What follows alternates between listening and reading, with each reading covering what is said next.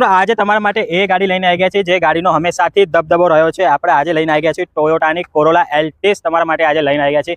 ગાડી તમે તેમ જોઈ શકો છો, ગાડી એકદમ પરફેક્ટ કન્ડિશનની અંદર મૂકેલી છે. ઓટોમેટિકની અંદર તમને ગાડી જોવા મળી જશે અને 1.8 આપણે પેટ્રોલ એન્જિનની સાથે તમને આ ગાડી અહીં જોવા મળી જશે. બૂટ સ્પેસ આનું 470 આપણે લીટરનું બૂટ સ્પેસ તમને જોવા મળી જશે.